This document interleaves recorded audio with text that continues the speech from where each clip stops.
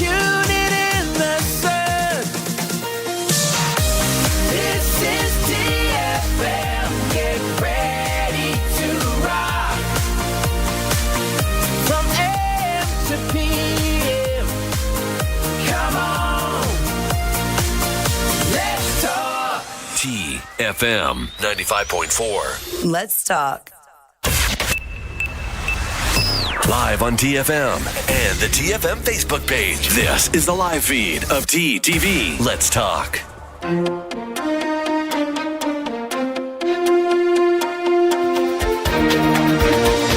Hello and welcome to the Midday Update. Coming up are the headlines. 33% decline in COVID-19 ICU cases in Oman. National Serological Survey aims to trace the causes and areas of transmission of COVID-19. 6 strategies to boost investment in Oman. Oman-India air bubble seat numbers reduced.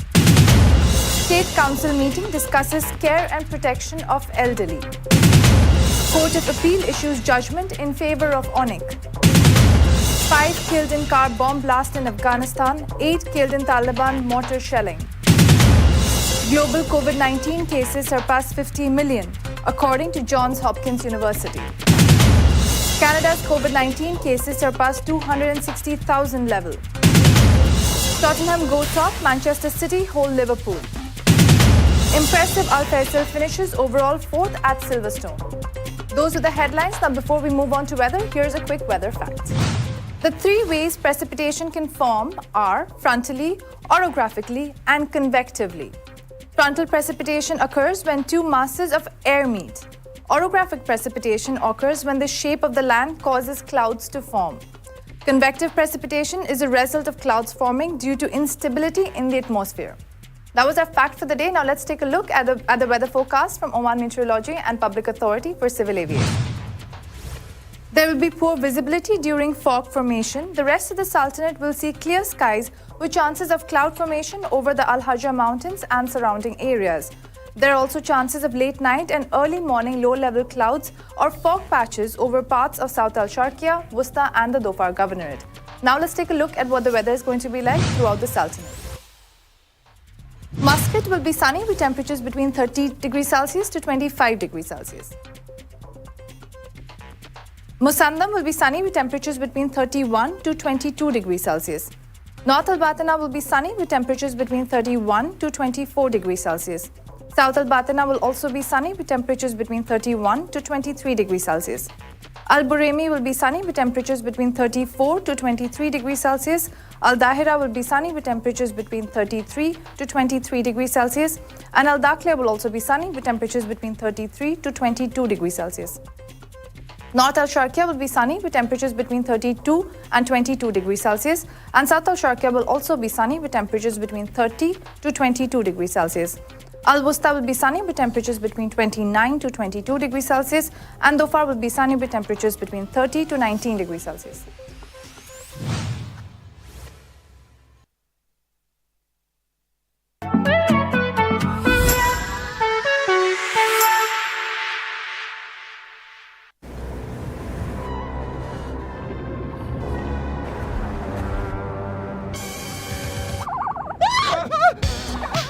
See the world, own the city. Take the lead, the new GLA with 360-degree camera. Oman's largest online supermarket now has no minimum order limit. From grocery to household items, Rafiq has everything that you want. Enjoy worry-free shopping with over 8,000 products to choose from and get it delivered straight to your doorstep. Rafiq, you order, we deliver.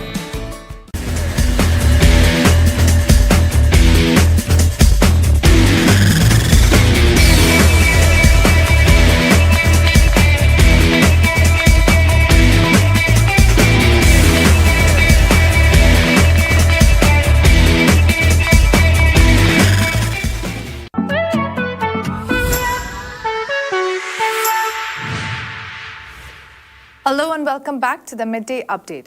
Coming up are the COVID-19 updates. The Ministry of Health has announced the registration of 6 new deaths because of COVID-19 in Oman. The death toll has now touched 1,316 in Oman due to the virus so far, the officials at the ministry have informed.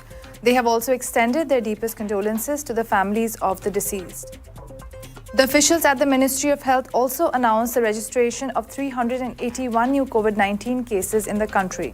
This has brought the total number of COVID-19 cases registered in the Sultanate to 118,884, which includes 109,330 total recoveries. There have also been 362 recoveries in the past 24 hours. The ministry has urged everyone to adhere to social distancing instructions issued by the Supreme Committee and the Ministry of Health. Now we have some more stories related to COVID-19. The number of patients battling COVID-19 in intensive care units in Oman's hospitals has dropped by 33% this month, figures released by the Ministry of Health show. The total number of patients admitted to ICUs because of COVID-19 stood at 140 on November 9th, down from 210 on October 4th, reflecting a decrease of 33% or 70 people. Meanwhile, the number of COVID-19 cases in Oman as of November 9th reached 118,503, while the number of recoveries stood at 108,968, which is 92%. The total number of COVID-19 related deaths stood at 1,310, the Ministry of Health said. To spread awareness among people so that they help reduce the spread of the COVID-19 in the country, the Health Committee for the Governorate of Muscat held a training course for medical professionals operating in the capital. During the session, Dr. Juhaina Al-Musawiya from Muscat Health Centre emphasized the many precautionary measures needed to be taken by people at schools in the country.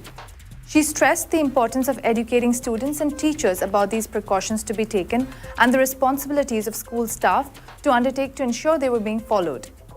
She also presented many models of caring for people infected with COVID-19, including taking preventive measures for those presented with high temperatures, as well as other symptoms associated with the virus.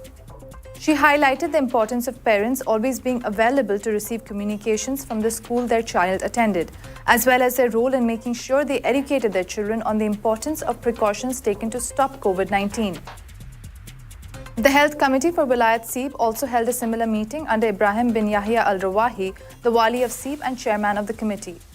During the meeting, a number of issues were brought to attention, including the prevention methods implemented as well as any steps that are taken in future. Dr. Mariam bint Ahmed Al-Hinai, the head of Al-Hay Al-Jami Health Center, presented a report on the epidemiological situation and infection rate in the Vilayat, as well as the procedures for medical centers were carrying out in terms of examining people suspected of being infected by the disease. A presentation on safeguarding students at school were also made, while the importance of checkpoints in school to monitor their health were also raised. Other pertinent topics were the training of school staff in basic healthcare practices and the proposal for volunteer media teams to create videos generating awareness on how to avoid infection during the pandemic. Locals and expats taking part in the ongoing National Serological Survey are required to go to the health center they've been instructed to visit, where they will be briefed on what they need to do while there. Your immediate response to participating in this national survey will save the time and effort of those conducting it and will help us complete this on time, said a ministry statement. There are no consequences to participating in the survey, such as mandatory isolation and wearing an electronic bracelet. So please do not hesitate to come forward and participate with us. The National Serological Survey aims to trace the causes, methods, and areas of transmission of COVID-19 in the country, as well as look at how to best curb its spread. The ministry has urged people to not hesitate from participating in the survey when they are requested to do so. The results of the survey on the COVID-19 pandemic will serve the individual and the society, so we ask you to join with us, the statement added. Loyalty to Oman will get us to safety. For Oman's sake, let's join hands for the COVID-19 Serological Survey. The ministry went on to say, your participation in the National Serological Survey for COVID-19 is a reflection of your awareness and responsibility for the country. Our aim is to defeat the pandemic. Please be with us at this time. With everyone's efforts, our goals will be achieved. Your participation in the National Serological Survey is highly appreciated. Those were the COVID-19 stories. We'll take a short commercial break and we'll be back.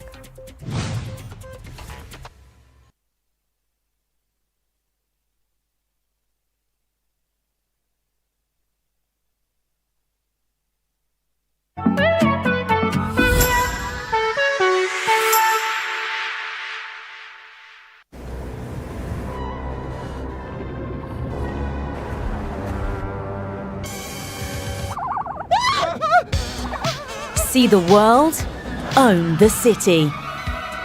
Take the lead, the new GLA with 360-degree camera. Oman's largest online supermarket now has no minimum order limit. From grocery to household items, Rafiq has everything that you want. Enjoy worry-free shopping with over 8,000 products to choose from and get it delivered straight to your doorstep. Rafiq, you order, we deliver.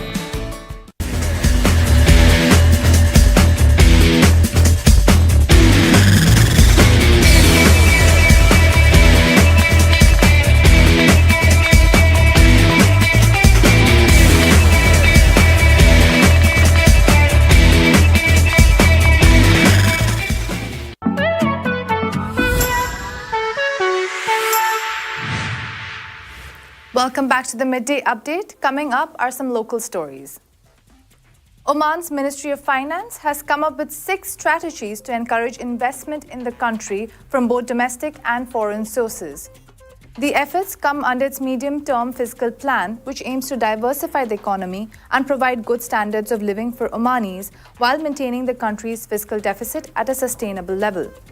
Oman is working on initiatives in local and foreign investment in order to achieve the following: provide more job opportunities, diversify sources of income, attract capital and expertise, facilitate the transfer of knowledge, bridge the gap between the rates of saving and domestic investment, and help local companies integrate into global value chains, said the ministry in its report. Oman continues to work on a number of measures to encourage investors to commit their resources to the country. In 2019, an integrated framework was created for the investment system in the Sultanate through a set of laws that were issued in June 2019. These include foreign capital investment laws, privatization, public-private sector partnerships, and a bankruptcy law. After the regulations of these laws had been implemented, an effective legal framework was formed to ensure the private sector is able to play a vital role in the country's economy and stimulate various investment initiatives, whether local or foreign. The country is also working on reviewing its labor market policies to make the country more investor and employer-friendly. As part of this, policies are being drafted so that companies will employ more Omanis, thereby giving citizens good living standards and work conditions. The Ministry of Labour is undergoing a comprehensive review by focusing on the laws and regulations governing the labour market and tracking significant changes in labour market conditions, said the report.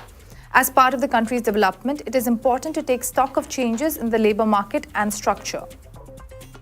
Oman has to increase flexibility in the labour market and adapt to supply and demand, the Ministry of Finance went on to say in its MTFP.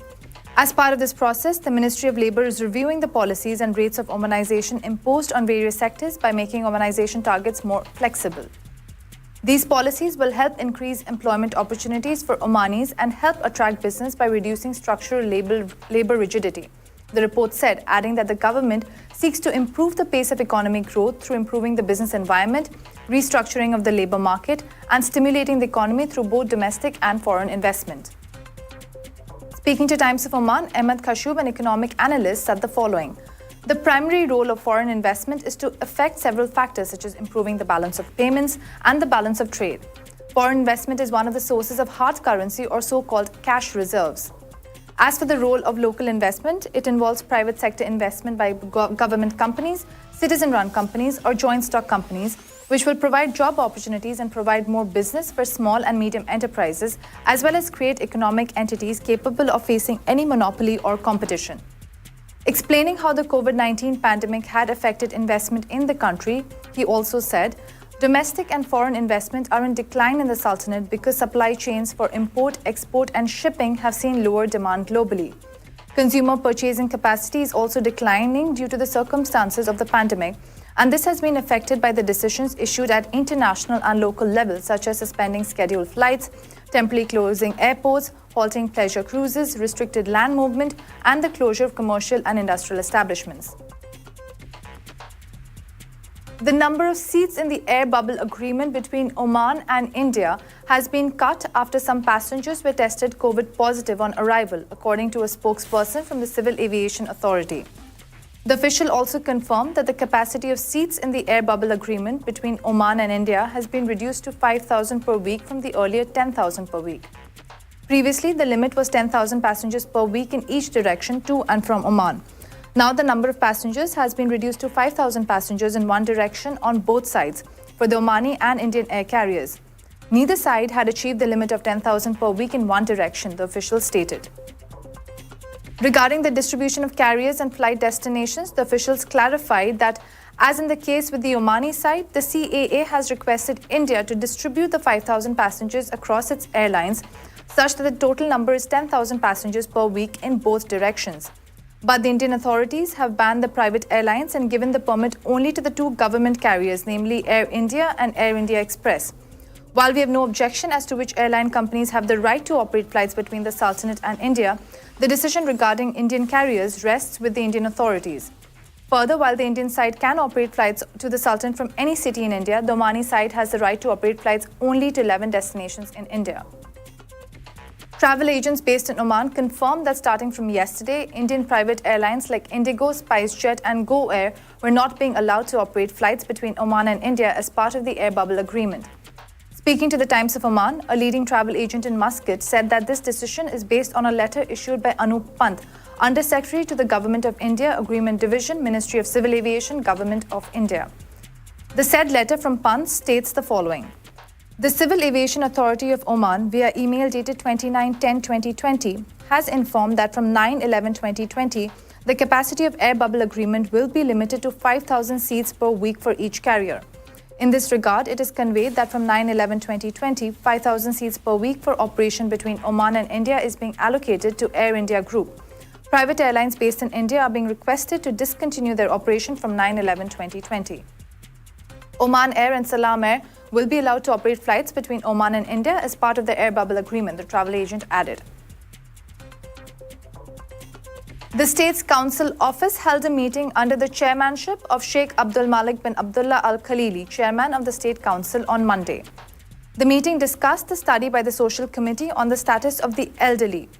It hosted Dr. Hassan bin Ali Al Madani, the committee's rapporteur, to discuss the study, which aims at highlighting the policies and legislation that address care and protection of the elderly and identifying the efforts made by the departments concerned in the Sultanate in this context, as well as seeking to develop appropriate proposals and mechanisms in the legislative and legal aspects of the elderly's care.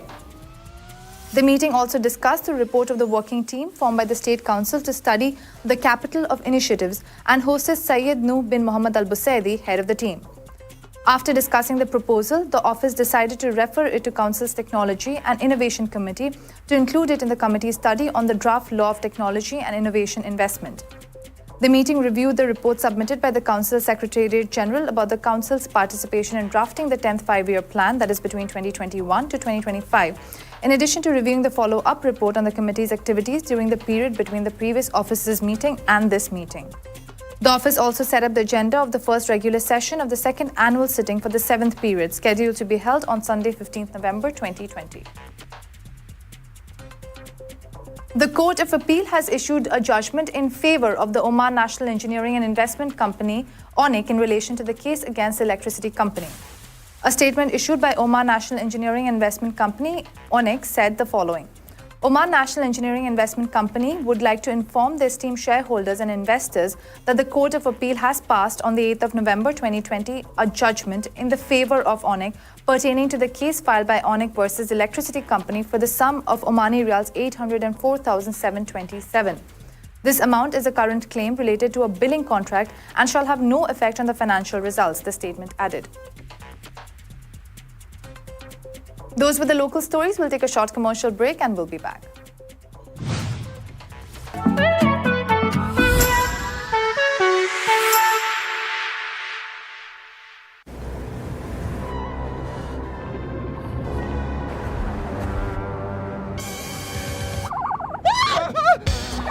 See the world, own the city. Take the lead, the new GLA with 360-degree camera.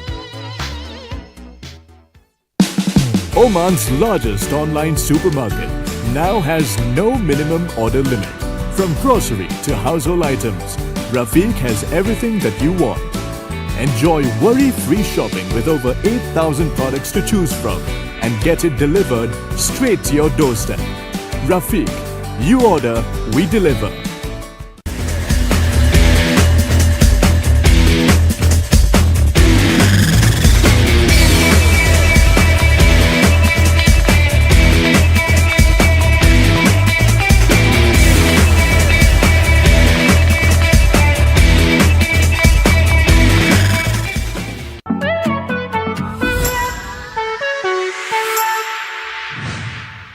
Welcome back to the Midday Update. Coming up are the international stories.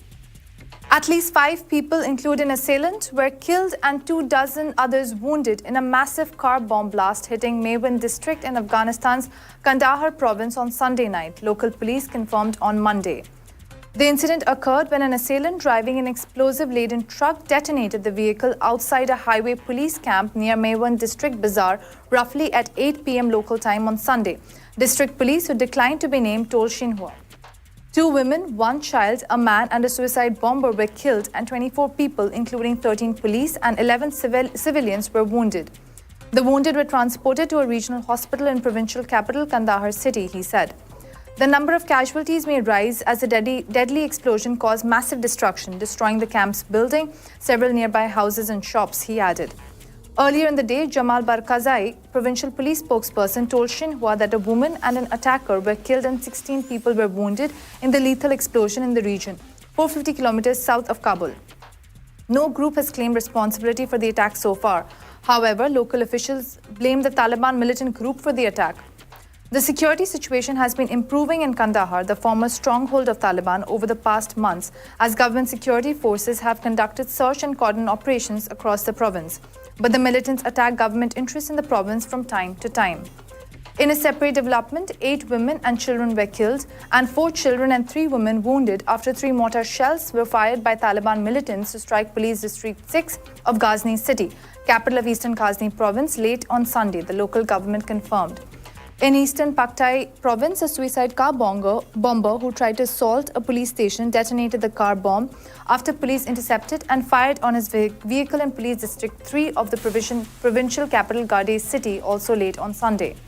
The assailant was killed in the explosion and a mosque and several houses and parts of the police station were damaged by the force of the blast. Global COVID-19 cases surpassed 50 million on Sunday, according to the Center for Systems Science and Engineering at Johns Hopkins University. The global case count reached 50,052,204, with a total of 1,253,110 deaths worldwide as of 11:24 a.m. local time, the CSSE data showed. The United States reported the most cases and deaths around the world, which stood at 9,879,323 and 237,192 respectively.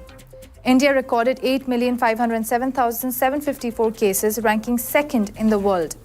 Brazil followed India with 5,653,561 cases and 162,269 deaths, the world's second largest death toll. Countries with more than 1.1 million cases also include Russia, France, Spain, Argentina, Britain and Colombia, while other countries with over 40,000 deaths include India, Mexico, Britain, Italy and France, according to the center. Global cases topped 30 million on September 17th and rose to 40 million on October 19th. It took 32 days for the global caseload to jump from 30 million to 40 million and only 20 days from 40 million to 50 million. Canada reported a total of 264,045 cases of COVID-19 and 10,522 deaths as of Sunday afternoon, according to CTV. There have been more than 100,000 new cases of COVID-19 and over 1,000 more deaths in the country since Canadian Prime Minister Justin Trudeau said in late September that Canada was not a crossroad in the COVID-19 pandemic. The percentage of COVID-19 tests across the country that have come back positive have grown by more than 235% from 1.4% in mid-September to 4.7% in the past week. On Sunday, Quebec announced 1,397 more cases of COVID-19, the largest reported daily increase in province since the COVID-19 pandemic. The total number of cases in the province rose to 114,820 on Sunday. Meanwhile, Ontario confirmed 1,328 new cases after a record-breaking day on Saturday, with 1,132 new infections reported in the province. Sunday's report brought Ontario's total number of lab-confirmed cases to 84,153, including deaths and recoveries. Its 7-day average for the number of cases continued going up and stood at 1,063. The cumulative number is high and continues to increase, with several regions experiencing accelerated growth, said Theresa Tam, Canada's Chief Public Health Officer, in a statement on Sunday. Spread in informal social gatherings and activities is also occurring. In these more relaxed settings, such as family and holiday celebrations and recreational activities, Letting guard down and not consistently maintaining public health practices such as physical distancing and mask wearing can lead to many exposures and infections, Tam said. I am recommending that everyone wear a non-medical mask or face covering when spending time indoors with people from outside of your immediate household, added Tam. Those are the stories. We'll take a short commercial break and we'll be back with the news.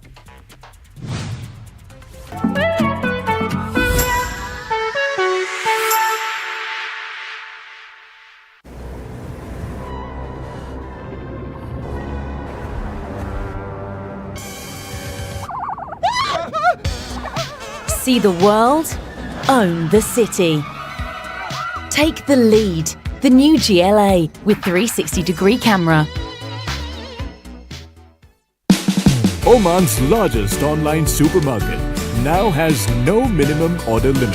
From grocery to household items, Rafiq has everything that you want. Enjoy worry-free shopping with over 8,000 products to choose from and get it delivered straight to your doorstep. Rafiq, you order, we deliver.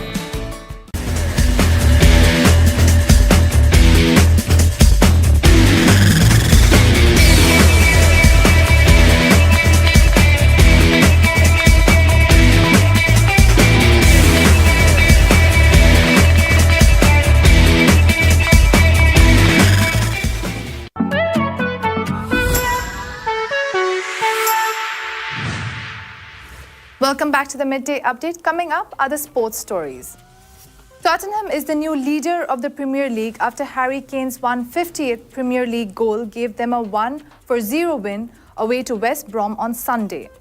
Jose Mourinho's side looked tired in its sixth game in 3 weeks and West Brom was the better team in the first half.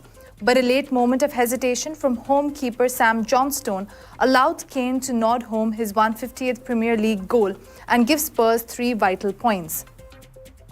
The North London team went top of the table after Manchester City drew 1-1 at home to Liverpool.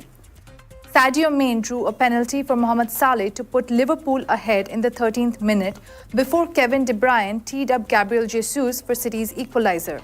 De Bruyne produced an impressive performance but blotted his copybook when he dragged a 42nd-minute penalty wide after Joe Gomez was penalised for handball. Leicester City's Jamie Vardy doesn't tend to miss penalties and his 15th-minute spot kick gave Brendan Rodgers' side their 6th win from the 8 league matches to highlight the last season was no flash in the pan. Jack Grealish produced a magnificent display as Aston Villa ended a run of 3 straight defeats with a 3-0 win away to Arsenal.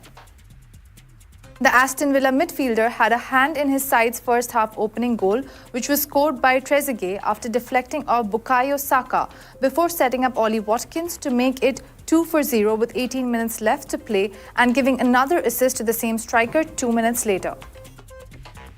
Manchester United bounced back from their midweek defeat in Turkey with an impressive 3-1 win away to Everton. There had been speculation that a defeat could hasten Ole Gunnar's departure as coach, and things started badly for United when Bernard opened the scoring for Everton in the 19th minute after a long ball from the back. Bruno Fernandes equalised with a header 6 minutes later and then set up Marcus Rashford to put United ahead in the 32nd minute before Edison Cavani confirmed the win in injury time to confirm Everton's 3rd consecutive defeat. Chelsea's excellent form continued with a 4-1 win at home to winless Sheffield United. Although David McGoldrick put United ahead with only their 4th goal of the season, Chelsea responded in style with goals from Tammy Abraham after 24 minutes and Ben Chilwell 10 minutes later, before second half efforts from Thiago Silva and Timo Werner put the icing on Chelsea's win. Crystal Palace enjoyed a 4-1 win with Scott Dann, Ebershe Eze and Jordan Ayew all on the score sheet home to Leeds United, who continue to ship goals at a worrying rate. Saturday ended with late drama as West Ham beat Fulham 1-0 thanks to a 92nd minute goal from Thomas Souček followed a defensive error from Ola Ania. Fulham then wasted a penalty when Ademola Lookman failed to fool West Ham's keeper Lukas Fabianski with a chip into the middle of the goal, only for Fabianski to hold his ground and make a simple save. On Friday, Southampton beat Newcastle United 2-0 to move top of the league for 48 hours. It was a debut to cherish and celebrate for Oman's talented driver Al Faisal Al Zubair, as he, along with Martin Kodrich, claimed a Silver Cup class podium finish and an overall fourth spot in the highly competitive final round of the 2020 British GT Championship at the Silverstone circuit in UK on Sunday. The 22-year-old two-time former Porsche GT3 Cup Challenge Middle East winner displayed no signs of rustiness, despite the fact that he was returning to the circuit after a gap of nearly 10 months. Racing for 2Cs Motorsport in a McLaren 720S GT3 car, Al Faisal and Croatia's Kodrich displayed their mettle with a P4 in the overall GT3 standings and notching up a third place in their Silver Cup class among a grade of 30 cars. Barwell Motorsport finally took their first British GT title, as Sandy Michel and Rob Collard's victory at the Silverstone 500 was enough to claim the crown. The race featured some of the best drivers and also included former Formula One champion Jenson Button. Button, the 2009 F1 champion, had a frustrating race in the Jenson Team Rocket RJN McLaren he shared with Chris Buncombe, and they eventually finished 14th. Al Faisal and Kodrich were the third entry from 2Cs Motorsport in the race, and the other two teams from the same stables finished 5th and 12th position. Al Faisal began the race at P11 after two qualifying sessions saw him and Kodrich end up P5 and P14 in the first and second qualifying sessions. Taking on the wheel for the first stint of the 3-hour race, Al Faisal soon moved to P8 and came up with a superb control to climb up to P4 before making the pit stop for Kodrich to take over. A slight delay during the pit stop pushed the advantage back, and Kodrich had to resume at P15. The Croatian got the team back to 10th before Al Faisal took over and reached P6 with an hour to go. In the final session, Kodrich managed a P4 and ensured they keep the place till the finish line to spark joy in the team, as 2Cs Motorsport ended with the third place in the team standings in the Silver Cup class. The podium finish was ensured with 2Cs Motorsport, other teams of Angus Fender and Dean McDonnell coming 5th, and the duo of Jordan Witt and Jack Michel at 12th. Later speaking after the P4 overall finish, Al Faisal said the following: "It was a great run with Martin on my debut at the championship. Very happy to have ensured my team a third place in the Silver Cup class, and finishing overall 4th is something I am proud of, as the race featured quite experienced drivers and former champions. It was a tough race, and I'm happy to have made my return in such a competition." Domani further added, saying, "Despite the lack of preparations, we were close to an overall third, but a glitch during a pit stop hit us hard. However, my team is satisfied with the result, and that was my primary goal. I have definitely gained a lot with this participation, not just with confidence getting a boost, but also the experience to race in one of the top championships. It will be of great help when I begin my new season." Those were the stories today. We'll be back tomorrow at the same time with more news, so stay tuned.